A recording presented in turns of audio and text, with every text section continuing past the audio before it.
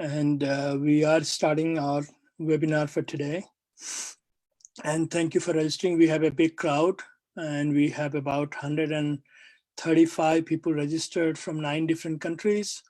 And we are seeing more popularity for people to join webinar at these circumstances and take advantage of being at home, and hope everyone is staying safe at this point. And today's topic is remote instructional strategies. And this is our second webinar focusing on schools and colleges on education. And the first one was how the schools are responding to COVID-19, whether it's remote education, online education, or whatever different things were. So we had a panel discussion with a principal, with a school board member, and a professor from the university. So we try to cover public school response, private school response, as well as the higher education. So today we are continuing on that path, and we are going to focus on instructional strategies. And I am going to bring a slide here. So we're going to focus on instructional strategies, and let me see. Yep. So hope everyone can see my slide. Yes. Okay. So I'm going to introduce our presenter for today, Professor Padmanabhan Seshayar, in a minute. And this is a series of webinar, as I said, and it's a big challenge in education right now. Like, my kids are home from college and high schools, and so is everyone else's. And some countries where they have resources and where they have some kind of training, they have been successfully able to introduce remote education, so online training, online teaching. Some schools are still struggling whether we should evaluate students with online education or not. So everyone is trying a different thing at this point. So this is the webinar where Professor Seshayar will go more into details of how American education is responding, how the US university, and he will share some of his own experience. And going forward, we have been continuing to do these webinars, and they are offered free at this point. So please let your colleagues, let your network know. So our next one is going to be a series of webinars on financial institutions, as we have been doing training for the banks for quite some time. So there are 3 already scheduled for banks, for financial regulators, for cybersecurity risk, as well as anti-money laundering. And then we have a training coming up. We'll be announcing that by end of the day today. Is on accessible tourism, public procurement. And once again, we had a very popular one last week on private-public partnership. And that one we had public-private partnership. We had PPP. We had focused on tourism, and we had participants from 18 different countries. And so with their request, right now we're seeing lots of public-private partnership in health field, with hospital, with pharmaceuticals, with all different private companies, different globally. So we're going to focus on PPP on health sector, and then we have several requests on training on soft skills. So we had one training on soft skills on how to manage team remotely.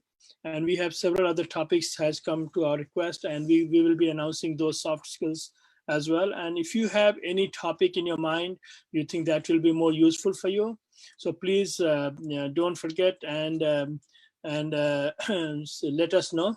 And you can simply send us the email, or you can just look for us in our social media and send us through there, and we will capture it, and we will try to see if we can accommodate them in our upcoming webinars. And let me take this advantage of introducing Professor Seshayar. So before introducing, I just want to let you know that this is being broadcasted live on Facebook. And this is going to be a very interactive session. So there will be time when Professor Seshayar is going to ask you, write your questions. So please don't hesitate. There's no need to be shy. No one sees your face. So that's the best part of the webinar.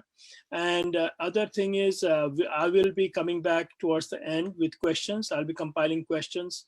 If the questions has already been answered in his presentation, then we may not repeat that, because we have noticed we receive lots and lots of questions. Sometimes it's hard to accommodate all of them.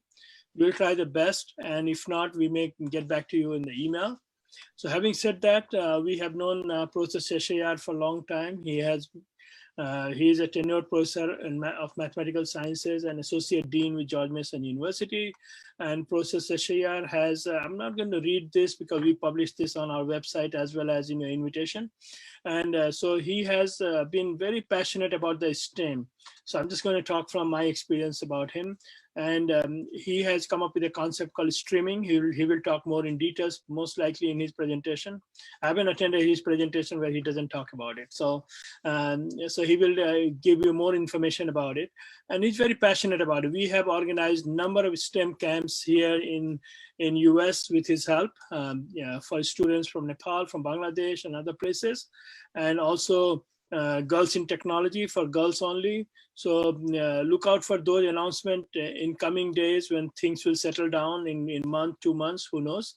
And Professor Sheshayar has worked in about 20 plus countries at this point, promoting STEM and STEM educations. So having said that, Padu, it's all yours now. So I will bring you on the screen. So this is all yours.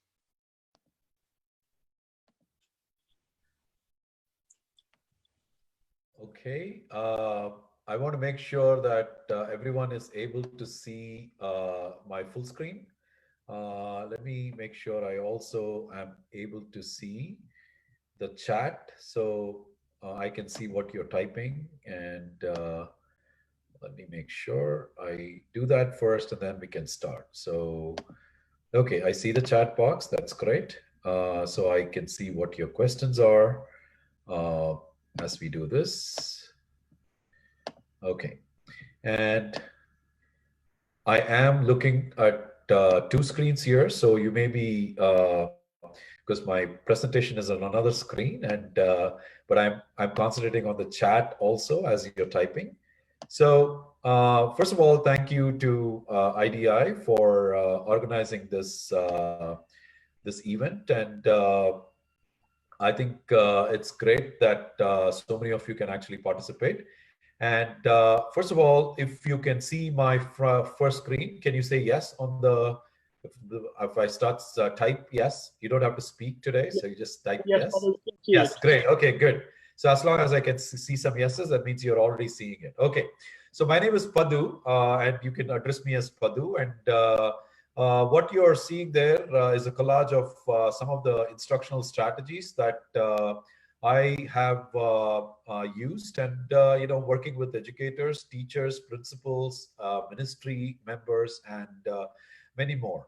And the collage that you see here represents everything from how you can teach students in primary grades, which you see on the top left, 3 students outside in a park doing something, to students on the left below inside a lab.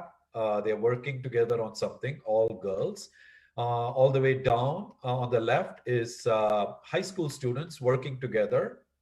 And to the right on the top are teachers engaged in one of my workshops. And following that is also teachers. I also work on undergraduate and graduate and postdoctoral research. So the picture of the elephant in the bottom, which I'll bring about later, is also an example of some things that I do. And in the center is an example of one of the countries that I work with. You can actually see me standing. You can find where I'm standing there. And but in between, right in between, is the Minister of Education, who's excited. And I'm going to tell you which country this is and what they are engaged in right now, as the COVID-19 crisis is striking them also, just like every other country. Okay. So what I want to do is to start with an activity, and I'd like you all to be active in the sense that I am going to show a picture. I may have already flashed it, but all I want you to tell me is what do I know that you all already have questions. This session is about instructional strategies. So save your questions. That's great that you're typing all these things. Hopefully, as I go through this, so it's about instructional strategies that you can use effectively, both in class when COVID is over and when you go back to classes, and also remotely. So I'm going to start off with something that we are doing. My teachers are actually doing here very effectively. Okay. And this, I will tell you how they are doing it here, how they are actually doing the same activity in Jamaica and other countries also. So what I want you to do is the following. I want you to concentrate on the picture I'm going to show. Whether you are a principal or a teacher or a member of the ministry or whatever your background is, all I care about is what comes to your mind when you notice this picture. Look at this picture for a second and don't type a whole sentence. Just tell me a word or a phrase. Very good. Okay. I see that I'm going to minimize this for a second. And I'm going to go to the screen. As you're typing, I'm noticing a lot of great responses. So I'm going to minimize this picture for a second. And I'm going to open a small box so I can type some of the things some of the wonderful things that you're all saying. Some of you are saying beautiful, very good. Some of you actually recognized monarch butterflies. Some of you actually recognized patterns. Interesting. You must be a mathematics teacher. Okay, patterns. Flight, very good. Somebody's curious about flight. Lovely. Okay, so you like the color. Okay, flights. Freedom. Fantastic. How free they are, right? And freedom. OM. Bright, very good. Symmetry, very good. Keep going. And symmetrical object, yes, okay. Flying high, pattern, maturity, okay. Interesting word, maturity. And it comes up, what does maturity mean? Contrast, that's very good. So when you're an art teacher, you need to teach about contrast. Determination, I like that word. Let me just see what that person actually meant. Probably I understand what they meant, but I want to make sure you're all able to kind of think about why they would have said determination. Okay, so keep typing. I want to just see how many more words you can think about. And survival, very good, survival. Okay, so survival of the fittest, for example, you all know the theory. Delicate, very good, delicate. It's about the material or what they are made of, enthusiastic. So it's fantastic. What I'm noticing here is enthusiastic. That's great. Cycle. Cycle. Interesting. So fragile. So I want to just pause for a second. Now let's concentrate on some of the words that you all said. I'm going to make it in different colors. You talked about the beauty. You talked about, for example, enthusiastic. And you talked about symmetry, for example. Now, those are words I will associate with, say, for example, art. Okay. I see that you're talking about even brightness probably is art. Then I see things like patterns. If I were to look at patterns, for example, if I were to look at other things that even I would say symmetry, I would probably put it in that category. Then I'm talking to a math teacher. If I'm talking about things like maturity, what they are, then I'm talking to somebody who is more like I would say a biology teacher, and then same thing with here, cycle, for example, and I'll tell you why in just a second. Oh, from a caterpillar. So now you're talking more. So what the interesting thing was when I said, what do you notice? You guys did not put your subject hat. Now, what I want you to do next is the following. I want you to tell me exactly now what you wonder.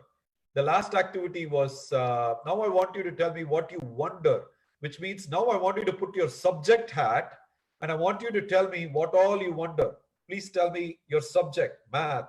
What math questions come up? What science questions come up? What geography questions come up? What art questions come up? What history questions come up? Please type. Just type what comes up. Somebody already said caterpillar, and they're probably saying that is because it has to do with the cycle.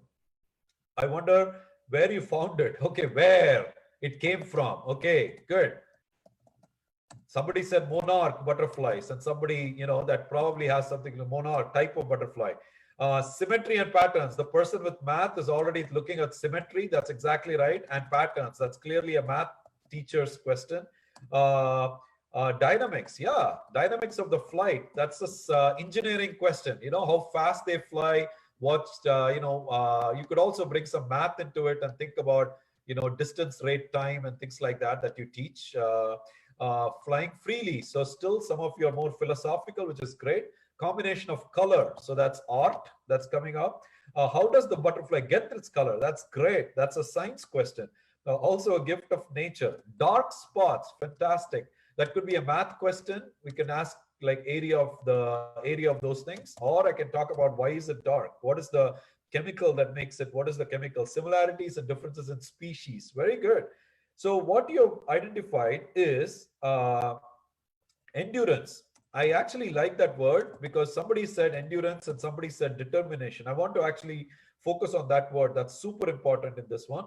Maturity, because it comes, that's a biology teacher once again using maturity, different phases, and we'll talk about what they are. Metamorphosis, now comes a big word.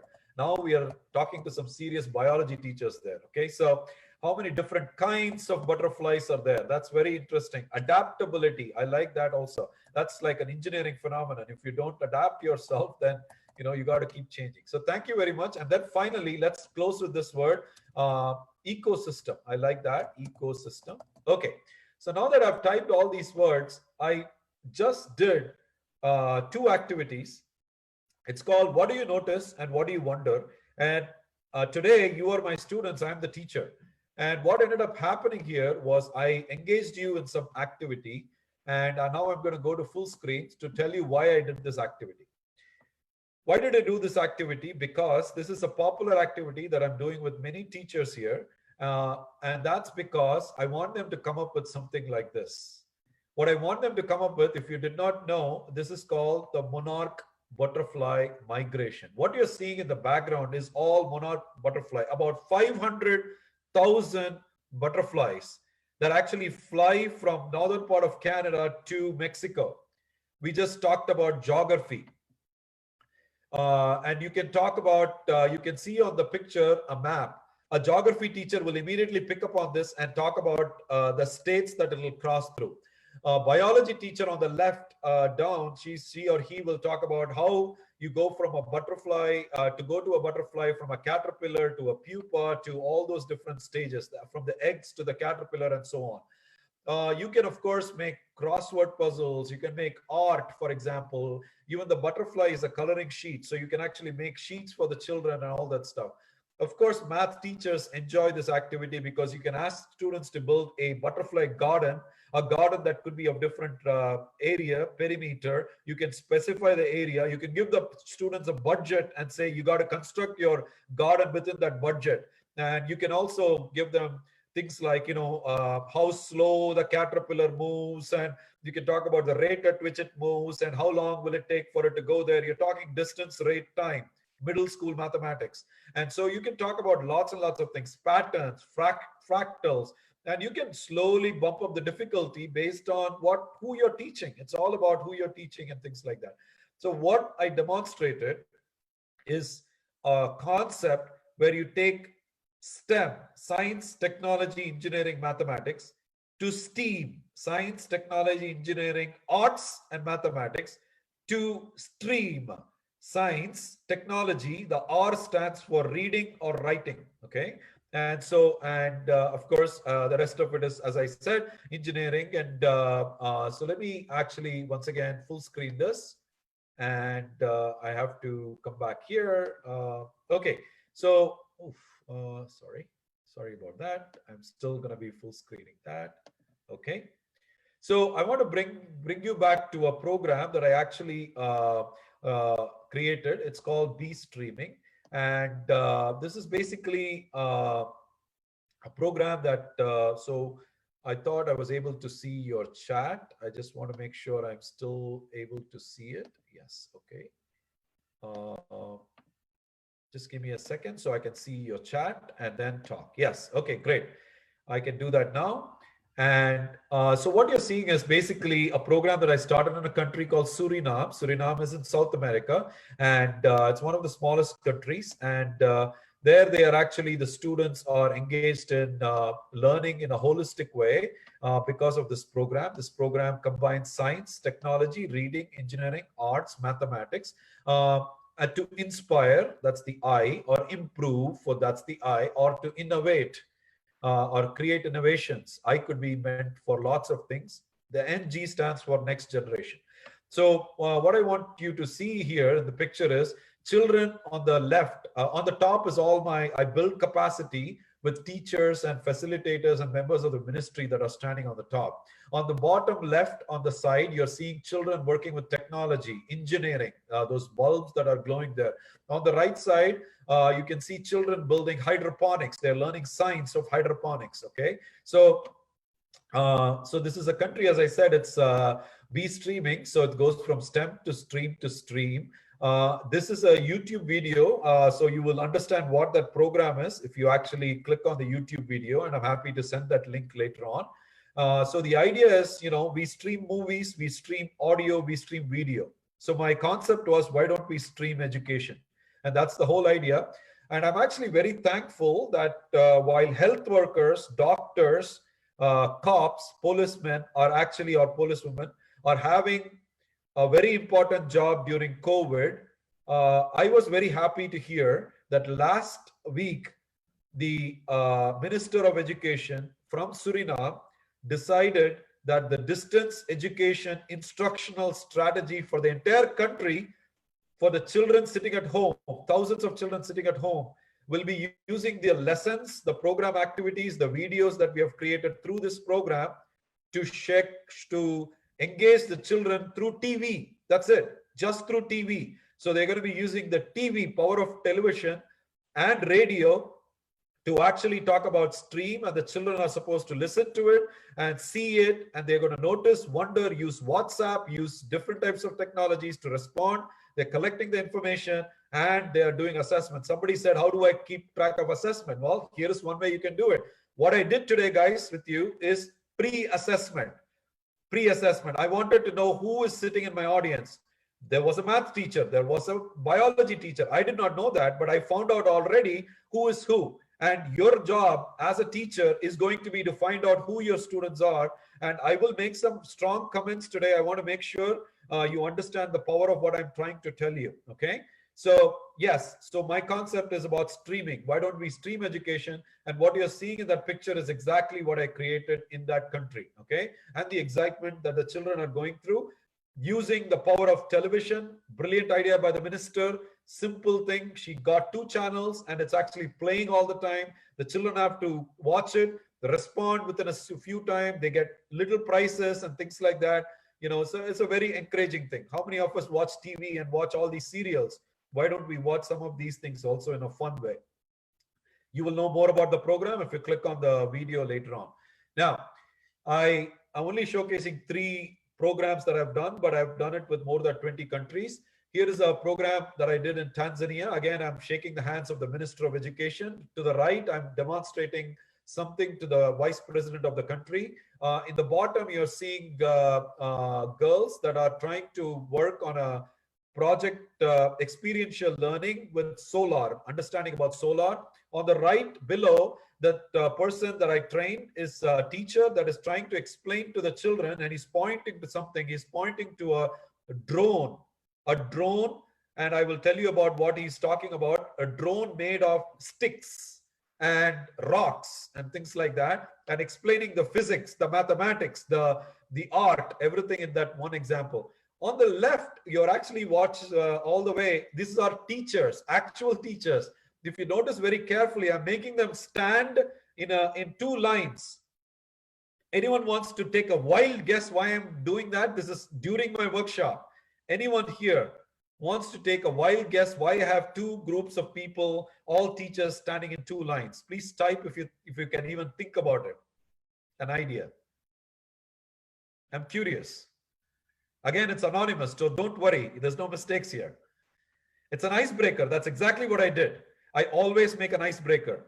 Equal access for all. Very good. Interesting idea. This is in Zanzibar. It's about 80 to 90% are Muslim. So you can see Zanzibar, Tanzania is made of Tanganyika and Zanzibar. That's how Tanzania is formed. Okay. So I'm doing this workshop in Zanzibar. So it's interesting working in pairs and things like that. Yes, as an educator, I made them do that for a purpose. Now let me tell you why I do the warm-up. If I type on the screen here, on the chat box here, 4 little words, let me see who wakes up. I just typed 4 little words. Is there a biology teacher here who wants to tell us what that means? ATCG. Anjana is catching it immediately. So now tell me why I made 2 rows of people, teachers standing there. Anjana or Ravi, what do you think? Why did I do that? You can type. I'm building a community, yes. And I'm also building a DNA sequence there, 2 strands of DNA. Perfect. Okay, that's Anjana is saying 2 strands. So A is adenine, thymine, guanine, and cytosine, the 4 building blocks, amino acids that make your molecule, the DNA. Of course, I'm not a biologist, but basically I made each one of them an ATCG, and I made them actually bond as like a DNA chain. Okay, and what you're seeing is really having them exactly encourage things. So some of you that are not appreciating the biology, or you don't understand the biology, that's okay, but you will learn that there is some fun at the same time there is some content, and that's what I want you to understand, and that's how I work actually. Okay, now that's an example. This is in Jamaica. So these are long-term programs, mid-term programs, and short-term programs. So this is a country of Jamaica. I'm training people, Ministry of Education again. On the right side, I'm making the ministry people actually learning the importance of failure by doing an experiment called Marshmallow. I'm also having them work on topics together. On the bottom left, they're actually creating a lesson plan. The teachers have to present the lesson plan, which you see on the right side. If you look at it very closely, they have to incorporate. Doesn't matter if you're a biology teacher or a math teacher, you got to incorporate the science into your lesson. If you're a history teacher, you got to incorporate the geography into your lesson. If you're an English teacher, you got to incorporate the engineering into your lesson. So that's what they go through. And each of those master teachers have to train 10 other teachers. And that's how we actually managed to train 400 teachers in 3 months. Okay. So you can see the one teacher going and training 10 other teachers. So that's the idea. So these are the examples of programs. That's me. I work with lots and lots of people. My goal is simply education for all. And when I say all, I mean really all. Okay. So everybody from undergraduates to students with student teachers that you see on the right to people engaging from the military and things like that. So I will speak. Is it okay if I speak for 15 more minutes, Suman? If you can type, or is that okay? Yeah, good. Okay, good. Okay. So I wanted to share some strategies. I may not go through everything, how you plan for student support, what kind of instruction, what kind of units that you can plan. And some of you may recognize the Sustainable Development Goals, 17 goals by the United Nations that you see there. So I will start with this slide, which is my favorite slide. What you don't want to happen is like the students in your classroom, when they come, they are so bored because we all treat these students as consumers. We got to start treating these students as producers of information. More than that, we want the students to be peer reviewers. They have to be reviewing each other. Now, in the current state, you want to do all that online. So this is texting, as I were texting, when somebody is seeing exactly teacher as the knowledge bank. But when, for example, Anjana is seeing Raju type collaboration, she wants to type something else. And so that type of healthy competition should be built in an online classroom. Okay, so how do you do that? Using 21st century skills. So as Anjana pointed out, teacher is a knowledge bank, but teacher does more than just teaching. The teacher is models. They want the children model after the teacher. The teacher is an evaluator. The teacher is a counselor. The teacher is a friend. The teacher is a facilitator. The teacher is a manager. The teacher is a resource person, basically. So the most important word to me is facilitation. So it's not about how much you know, how good you are. It's about how you can make your students good. That's the most important thing. Okay. It doesn't matter to me how strong you passed like first rank in your country. I don't care. What I care about is, does your student really gain a meaningful knowledge? That's what matters. Okay. So how do you do that? Well, you don't just prepare students for tests. You prepare students for life. Okay. What I mean by that is, prepare students not just for content, which is on the left side. That's what most of you and I and everybody were trained to do. Teach, teach, teach, teach, teach. So they pass exam. Life has changed now. You teach so that they can actually pass life rather than pass test. So don't just look for content knowledge, look for competency building. That's the most important thing. Those are not just discipline-based skills, but transferable skills. Those are not just science, technology, arts, engineering, social science, and all that. Those are skills that Google is looking for, Amazon is looking for, all the 21st century skills. So learn how to teach that. Okay, that's more important. So once again, stop just teaching for the test, teach them for life. Okay, so that's my first important comment. Some of you may not like it, but you have this. If you can understand what I'm trying to tell you, you will understand the power of that. Now, second important thing, yes, you're all experts in everything, but everybody needs to know how to upskill and reskill. What I mean by those two important words are, upskill means the process of learning new skills or teaching workers new skills. You may be a math expert, but you want to learn technology with it in this situation. Well, then you got to upskill yourself. Reskill. You've been doing the same thing over and over again, but you want to do it in a different way. That's reskilling. So it's very, very important to understand what is upskilling and what is reskilling. If we don't do that, we're going to lose all our jobs to machines in a few years. Okay. So you want to make sure you understand what I mean by upskilling versus reskilling. Educators also have the exact same challenge, not just people in information technology and all that stuff. So what all do we need? 4 important things: critical thinking, creativity, collaboration, communication. Bring that into the classroom, bring that outside the classroom, bring that on technology, bring that online. That's very, very important. How do you do that? Well, if this was a non-COVID situation, I would take students outside the classroom. If I start to ask you what those 3 children are doing on the screen, can anyone type what they are actually doing on the screen with the 3 sticks in their hand? Anyone wants to type? Don't be afraid. There is no wrong answers here. Okay, there's hundreds of you. Field trip, maybe wind direction. Very good, Kera, trying your best. And Ram says measuring the height of the tree. And that's exactly what they are doing. They're actually measuring the height of the tree without anything, just the bamboo skewer. Now think about how they are going to use just the stick and use some basic ideas in math and actually try to find the height of the tree when the teacher has not taught them how to actually do it. Now, the power of mathematics is to actually teach them using the problem, the real world problem. That's what they're doing. On the right side, also as a math teacher, trying to take students to the pond and trying to understand the, some measurements from the pond, and then do the statistics, and then do the graphing, and then learn the concept. So that's what they are doing. And Raju is right, using proportional relations is what they are doing, learning about ratios. Sometimes you can have some cool technology. It's good to ask a question in the exam saying, what is the biggest planet? What is the smallest planet? What is the planet with rings? And you can confuse students. All you are doing is testing the ability of memorization. Very poor thing to do if your principals, please hear me. Memorization is the lowest level demand, the lowest level task that you're expecting from a child. The child needs to understand, why the rings are formed on Saturn, why is Jupiter the biggest planet, and things like that. Now, how do we actually incorporate that into curriculum? Several ways. How do you enhance this using technology? Well, Google makes cardboard glasses for less than $3. Yes, it may not be affordable, but once you know how to do it, now they have methods to make it on your own.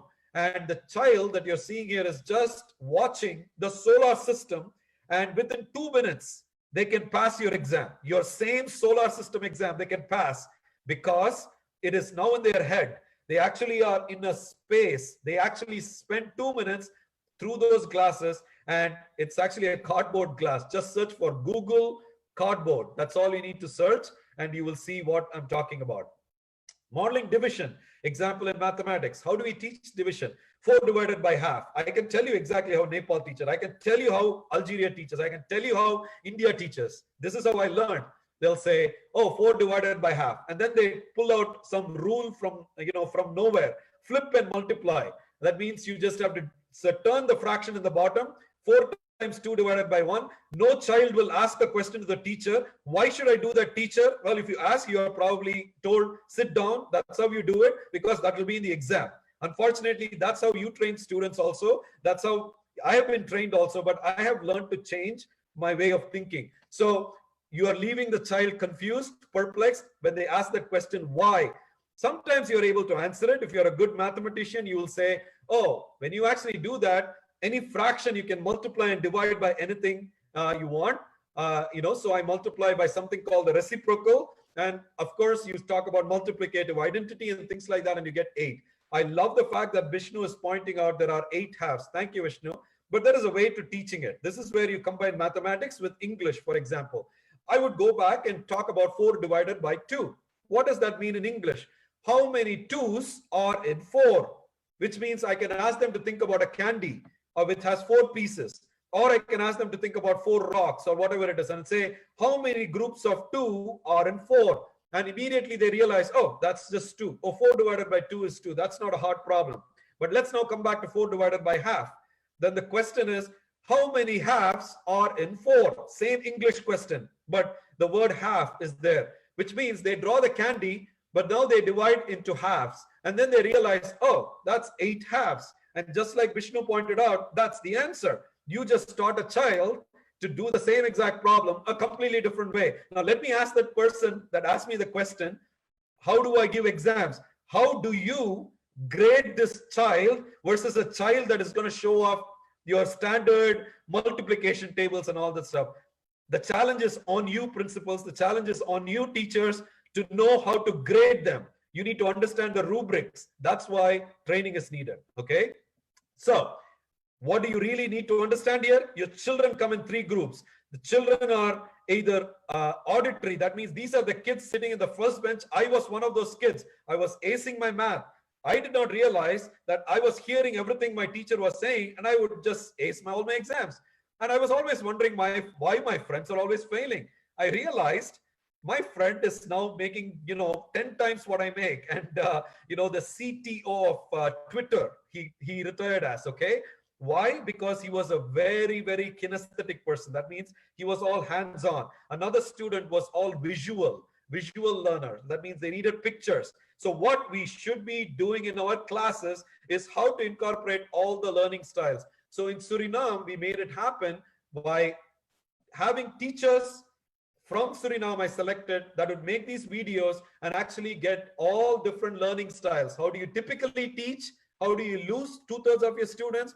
How should you be incorporating visual styles? How should you be incorporating kinesthetic styles to teach, for example, mathematics? Okay, bring it into the classroom, bring sophisticated things. So what you're seeing is girls working with this little solar panel, which has a table lamp, which is basically the sun, and that actually gets the water fountain going through a solar pump. But the question as a science teacher you can ask is a lot of, or an engineering teacher, you can ask a lot of things.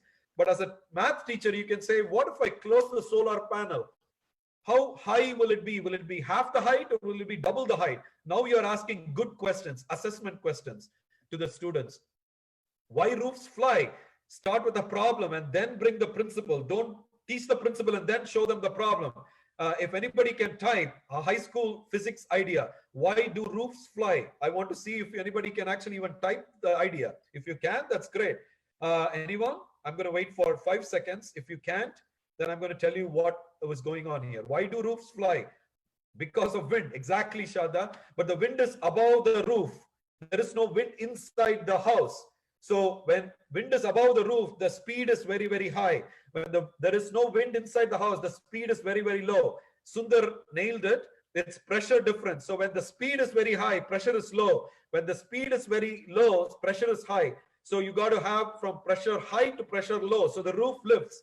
By the way, my friends, it's called the Bernoulli's principle. And you teach this in high school. Students have no clue why they're learning this. But when they actually really understand, that's exactly why it flies. They put a meaning to what they're learning. And that's how you should be teaching, okay? And then, of course, learning by doing. My favorite. On the top left is a little drone that we make students build with just sticks and help them understand the mathematics, physics, and all that. Robotic arms made from trash, okay? So they can understand all the 6 degrees and things like that. And you see a 3D printing also. Of course, if it was not COVID, I would say have them do collaborative learning. I know that I'm almost ending with time. Here is a very important concept in instructional technology, instructional strategy is active learning. That means you can look at the room and see, where is the teacher? Well, the teacher is somewhere there. Okay, the students are all on the board. Everything is public. This is a new concept that has come out. You imagine, take your school and paint all the walls white and ask the students to write on the walls. This is the biggest thing that can happen. Have you ever imagined your students going and writing on the walls in your schools? So this paint is available. You can easily paint your schools and ask the students to be on the board all the time, because students will see other students' work. It is all public, and it's one of the fantastic ways to teach. Your challenge is to keep your teaching, speak. If your class is 60 minutes, instead of you speaking 50 minutes and making the students speak 10 minutes, you speak 10 minutes and the students speak 50 minutes. And that's the key. So, and then finally, I want to leave you with the challenge-based goals. This is challenge-based learning. Give them a challenge to actually work on. Poverty. Ask them to talk about poverty in Nepal, or poverty in, or ask them to talk about hunger and bring the mathematics in it, bring the science into it, and all things like that. And here is an example from Tanzania that I worked with. It's about elephants being killed. Of course, you got to be very sensitive with children bringing topics. I'm just telling you one of the topics that I use for my college students. And why are elephants being killed? Who's killing them? The tusks are about 50,000 US dollars. We did the math behind it and things like that. What solution can you come up with to actually catch these poachers in action?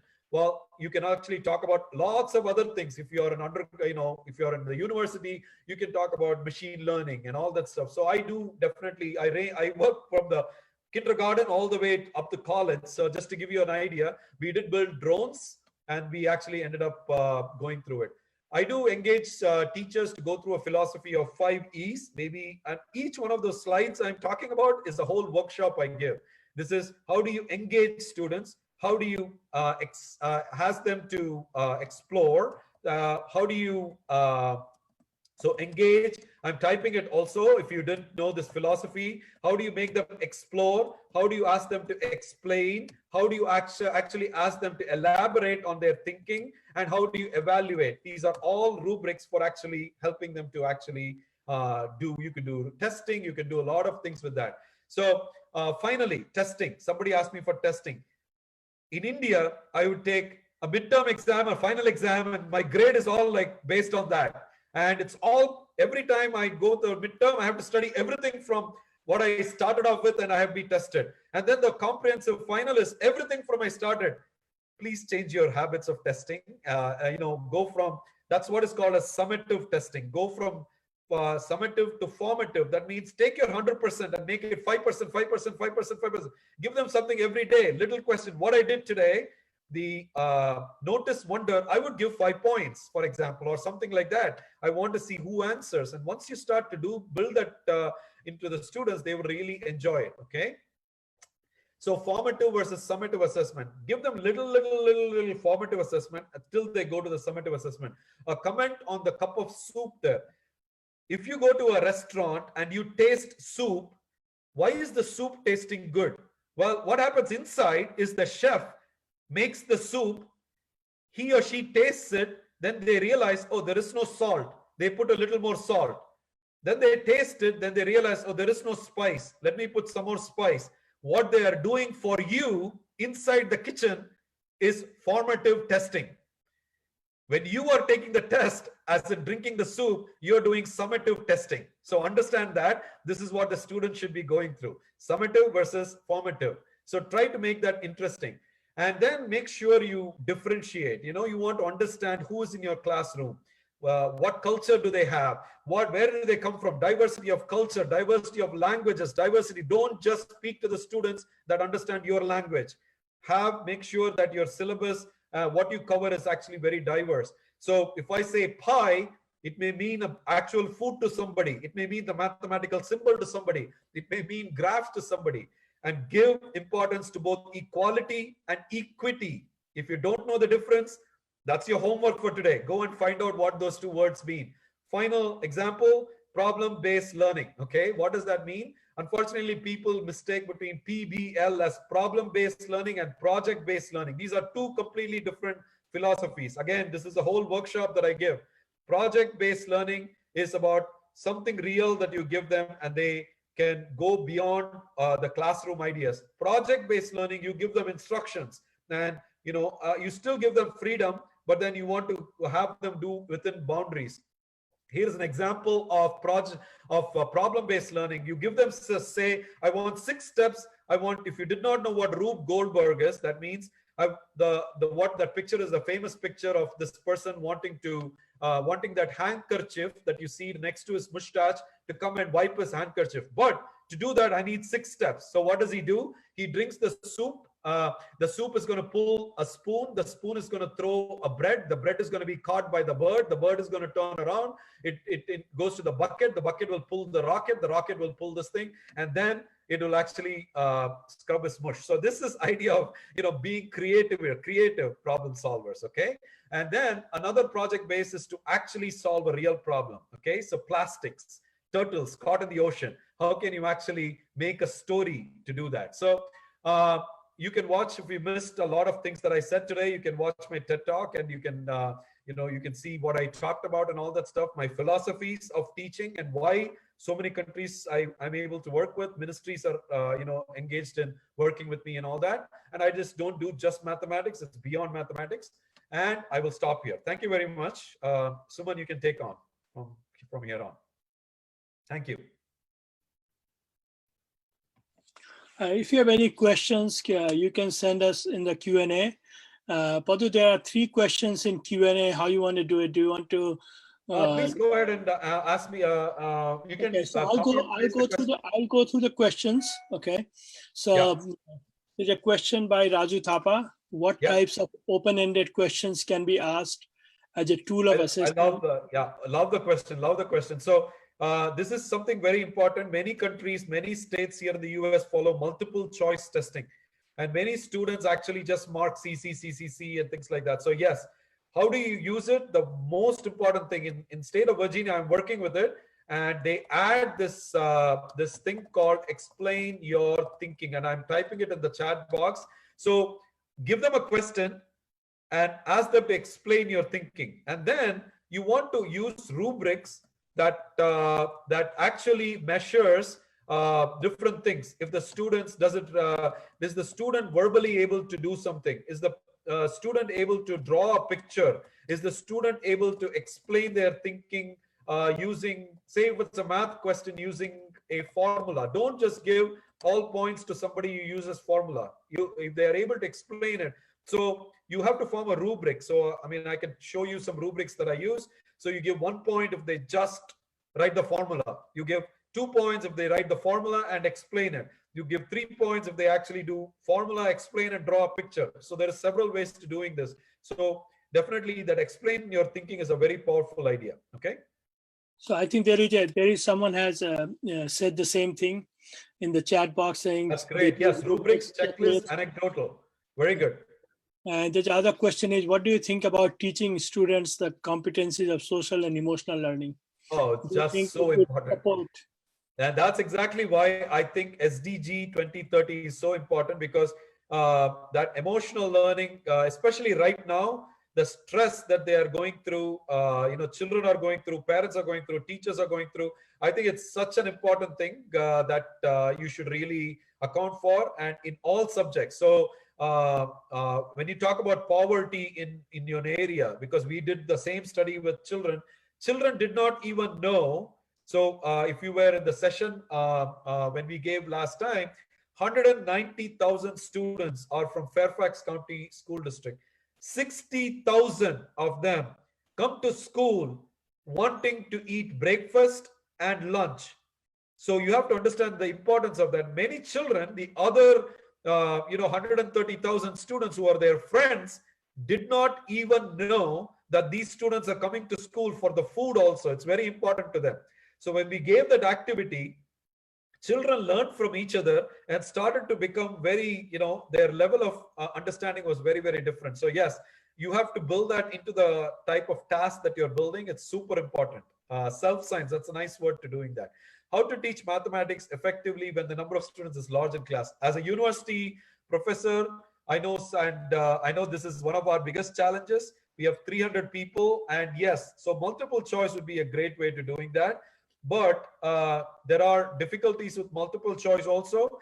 So you want to balance your test with both, half multiple choice, half explain your thinking and all that stuff. So I would say both.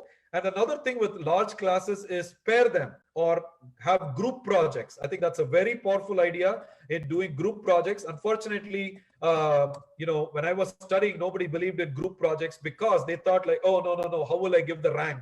Who's the best student? No, don't do that. It's about letting them find out their own strengths. Maybe somebody is good in talking, somebody is good in writing the math, and then they learn from each other. That's the power of this thing. So group projects would be a good way to attack, classes which have long, bigger classrooms and all that stuff, sizes. And there's a question called, how can I make sure that my students are genuinely taking part in learning activities during online classes? That's a really, really good question. So, so physically, if they are the person, is very hard to track, because I can tell you, knowing many of the parents that I know, they are probably sitting right next to the student and actually answering everything. So if that's the case, then you can actually send assignments to the parents separately and let them answer also, something that is much more challenging for them.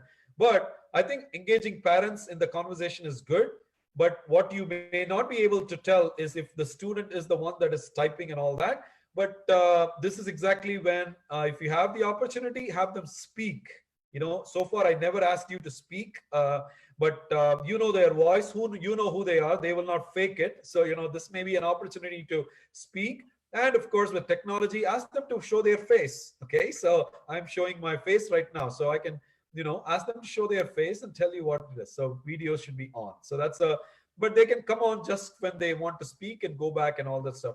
At the same time, you're calling them not to embarrass them in front of everyone else. You're calling them just to make sure, a nice way to doing that is calling somebody on and not having them talk about their answer. This is very powerful, guys. Remember what I'm about to say. When I evaluate projects, the fourth E, which is elaborate, means say Anjana has a project and I have a project and Suman has a project, and we all explain our projects. Then the next step, elaborate, means the teacher will ask me, Paddu, explain what Suman is trying to do. Suman, explain what Anjan is trying to do. That is elaboration. When you can elaborate other people's work, then it is very powerful. And that is a very powerful way to ask somebody to actually talk about someone else's work. So that's a very important way to doing it.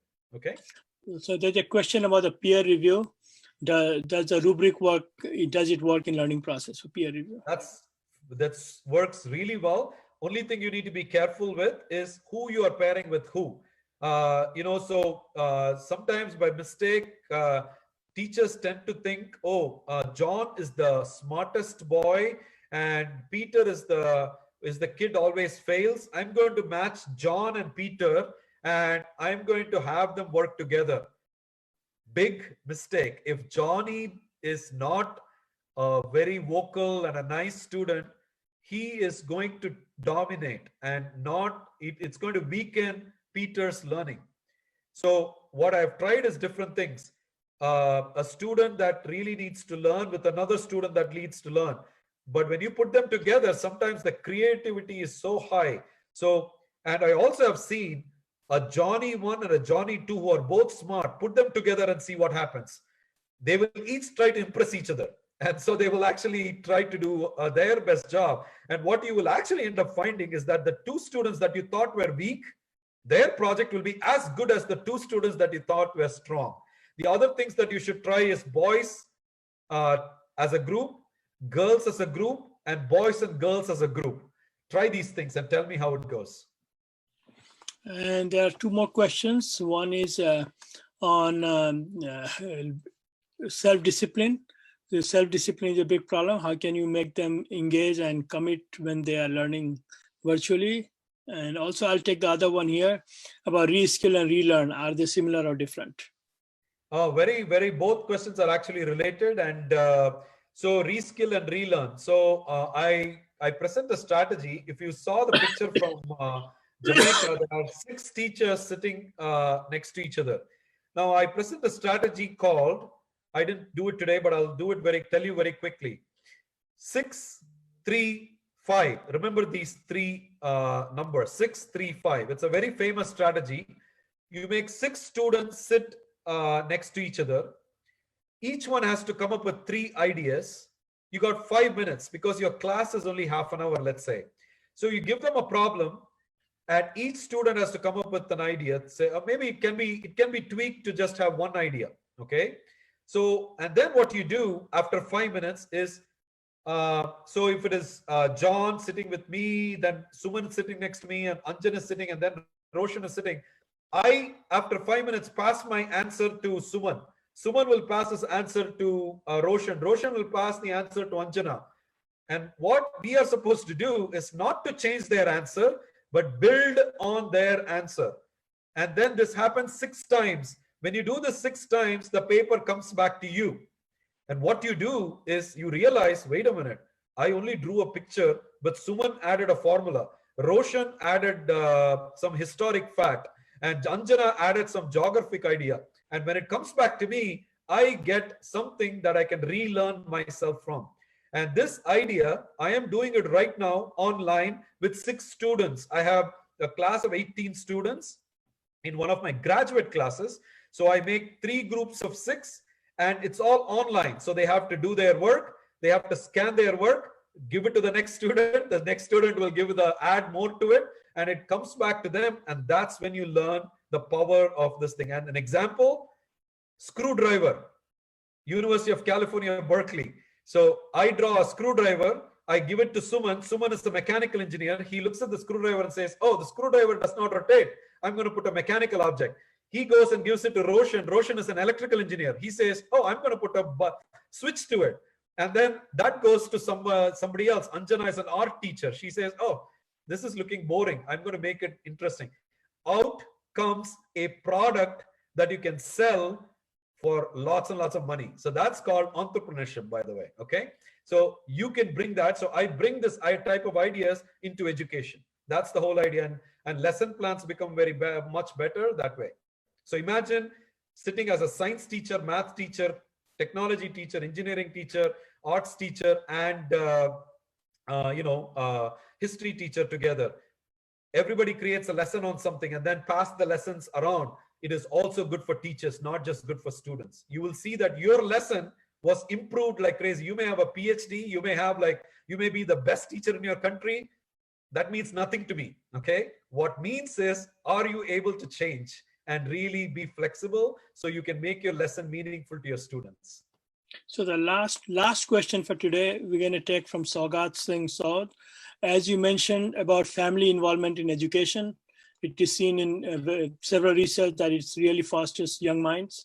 How can we make family involvement possible during online sessions? I think that is the biggest professional development that we are missing. Ministries miss it, universities miss it, education system misses it. Parents are the most important ambassadors. Yes, teachers are totally one of the best modes of transmission, but right now you are feeling it, teachers. You don't have access to the students. The only person that has access to the students is the teachers. So in Suriname, one of the TV channels is focused for the parents. So there are 2 TV channels. One was created for the educators and one was created for the students. Now, what is innovative is that educator channel is now being taught to the parents. So the parents practice first and then they demonstrate it. Actually, they work with the students, and then the students are learning from the parents, and the parents are learning from the students. And I think the parent professional development is one of the pinnacles that I think needs to be brought in, and especially things like COVID has really taught a lesson to everybody, to both from the parent side. Now I'll speak for the parents. Parents are also sometimes not involved too much, right? They are like, oh, my kid is with the teachers, so it's their problem. I think changing their attitude and say, hey, you're sitting at home 24 hours, you don't have anything to do. Your work is only 8 hours, and then why don't you spend a little amount of time with your child? And I think that type of mentality switching, paradigm shift is the current situation even is making the parents go through this. So great question. I think that's one of the best questions. Okay.